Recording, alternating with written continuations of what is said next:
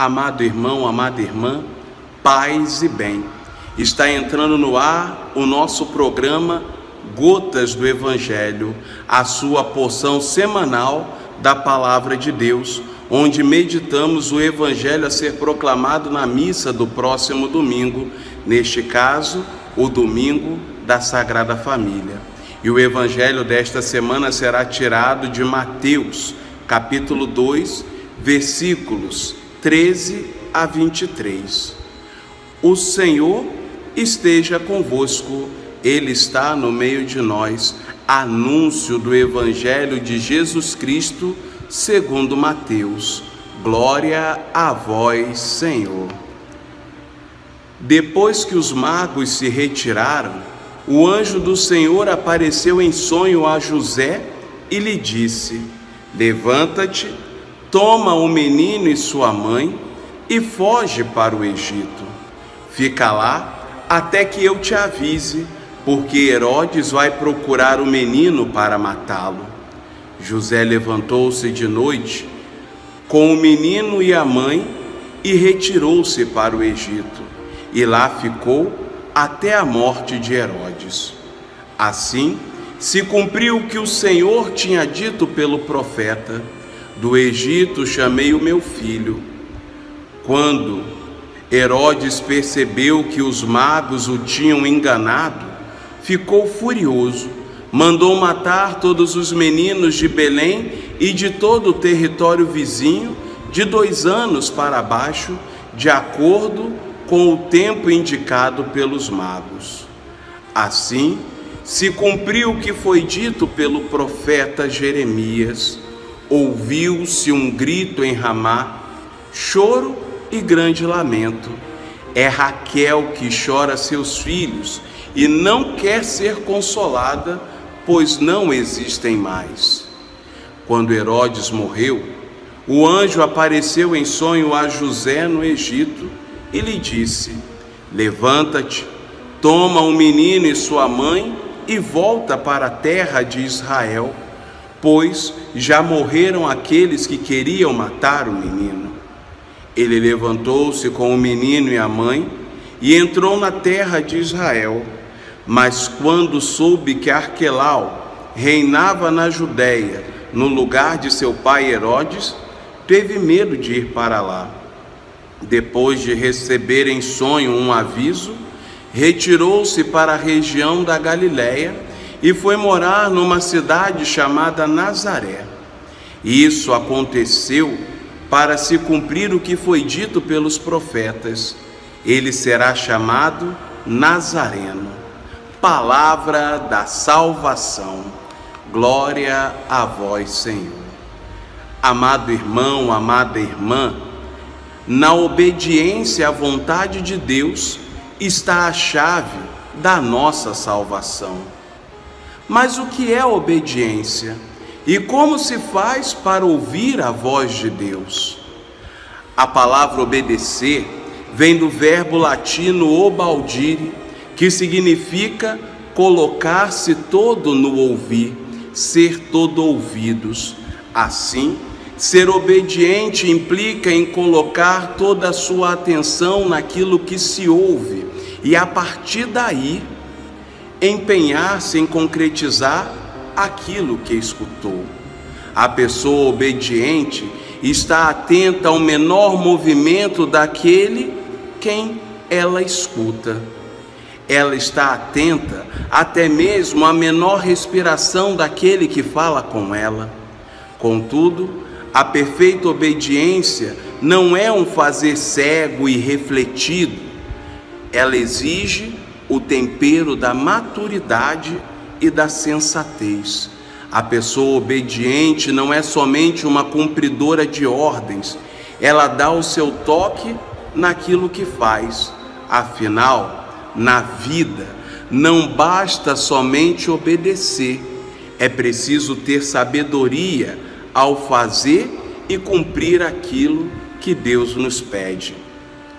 Essa é a realidade que vemos se descortinar no Evangelho que acabamos de ouvir. Amado irmão, amada irmã, Em Mateus capítulo 2, versículos 13 a 23, está contido aquilo que os estudiosos das Sagradas Escrituras chamam de Evangelho da infância de Jesus. Aqui vale ressaltar que não se trata de uma matéria jornalística que visa transmitir a verdade tal como esta se deu. O autor sagrado tem uma intenção teológica ao descrever os fatos narrados neste Evangelho. Por isso, ele se utiliza de um gênero literário conhecido na época da composição do Evangelho por Midrash Hagádica. Este gênero busca transmitir algo mais profundo do que aquilo que é captado pela leitura superficial das Sagradas Escrituras. A Midrash faz uma releitura da história da salvação, procurando pontos de ligação entre a história contada na atualidade com os elementos e personagens importantes da história do Antigo Testamento. Deste modo, confirma-se na vida do protagonista aquilo que fora anunciado pela boca dos profetas. Em outras palavras, a vida de Jesus Cristo é analisada e exposta a partir de um olhar acerca da própria história de Israel. Neste sentido, o que se descreve acerca da infância de Jesus encontra o seu correlato na história de Moisés e do povo de Deus. Jesus é assim entendido como o novo Moisés que libertará o povo da antiga aliança, da escravidão, do pecado e da morte. Em Jesus Cristo se encontra a confirmação de todas as profecias referentes à vinda do Messias, tão aguardado pelo povo de Deus. Meu irmão, minha irmã, o relato que ouvimos do Evangelho traz dois episódios da vida do menino Jesus. A saber, a fuga para o Egito, está lá entre os versículos 13, 15, 19 e 23, e o infanticídio ocorrido em Belém, está lá entre os versículos 16 e 18. O que está em jogo em ambos os relatos é a oposição do mal em relação ao surgimento do bem. Temos assim duas famílias que representam dois jeitos antagônicos de ser, a saber, a família de Herodes e a família de Nazaré. A família de Herodes é definida pela busca e refletida pelo poder. Ela se baseia na falta de ética e de escrúpulos para se alcançar os próprios interesses. Essa família se impõe na história pela força e violência e pelo medo. Seus membros seguem o exemplo e o modo de agir de Herodes o Grande, que foi um rei sanguinário, conhecido por punir com a morte quem ameaçava o seu poder. E desse fato não escapou nem mesmo uma de suas esposas e 2 de seus filhos. Herodes, assim como os seus descendentes, entraram para a história e ficaram conhecidos devido ao alto grau de violência de suas ações. Basta nos lembrar que Arquelau, sucessor do trono de Herodes, era tão violento quanto o pai. Por isso, conforme nós lemos no relato bíblico, José não quis voltar com sua família para a Judéia. Este rei também era irmão de Herodes Antipas, que mandou matar João Batista, e de Herodes Agripa, que prendeu a Pedro e mandou matar o apóstolo Tiago. A família de Herodes, em sua busca desenfreada de poder, gera um mundo de ódio, morte e violência. Por sua vez, a família de Nazaré simboliza o povo que quer vida, que na sua simplicidade, humildade e fraqueza põe medo aos poderosos comprometidos com a violência, a mentira e o mal.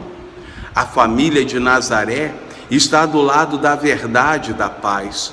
Por isso, o seu jeito de ser torna-se tão incômodo.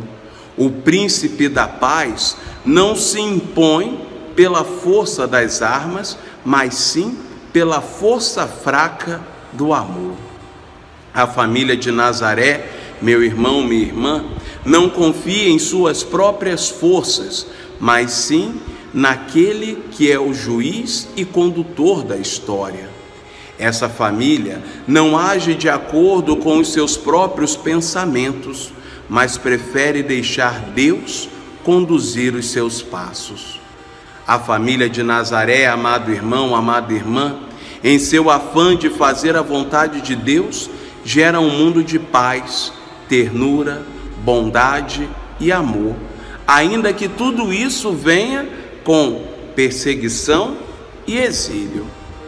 O menino Jesus, que mal chegar a este mundo, já começa a sua história experimentando a dureza da maldade humana. Deus não priva o seu Filho unigênito da experiência da incompreensão, da ingratidão e da perseguição. O Deus do acolhimento não encontra acolhida entre os seus. Para Jesus crescer, foi preciso fugir para o Egito. Tal como Moisés teve que sair de sua pátria e tal como o povo de Deus teve que experimentar o exílio na Babilônia. Provou até o menino Jesus o peso de ver crianças sendo massacradas e assassinadas simplesmente pelo medo que alguns têm de perder o poder. E de acordo com o evangelista, em tudo isso pôde se concretizar o que fora dito pela boca dos profetas, de modo especial Oséias e Isaías. Pois conforme ensina o apóstolo São Paulo, tudo concorre para o bem daqueles que amam a Deus. Isso nós podemos conferir lá em Romanos 8, 28. Jesus, ao se encarnar, assume a fragilidade humana. Ele não é visto, aliás, ele é visto tão somente como um menino, uma criança que precisa de proteção de seus pais. Neste sentido, José assume um papel relevante neste relato da infância. É José quem assume o protagonismo e a missão de defender o menino e sua mãe. Ele é alguém atento e obediente à voz de Deus. É a este patriarca que o anjo fala e convida a se exilar no Egito. Também é a José que o anjo aparece e ordena o retorno para Israel. Em todos esses chamados, José se demonstra uma pessoa obediente. Ele cumpre a ordem do anjo. Contudo, vale a pena destacar que José não é apenas um mero joguete nas mãos de Deus. Amado irmão, amada irmã, São José reflete, tem autonomia e cumpre com sabedoria a sua missão. Isso fica demonstrado no fato que, após retornar do Egito, ele não leva a sua família de volta para Belém, na Judéia, onde governava Arquelau, homem tão violento quanto seu pai Herodes. José prefere ir para um lugar mais escondido, chamado Nazaré, que nem é citado na história sagrada antes de Jesus Cristo.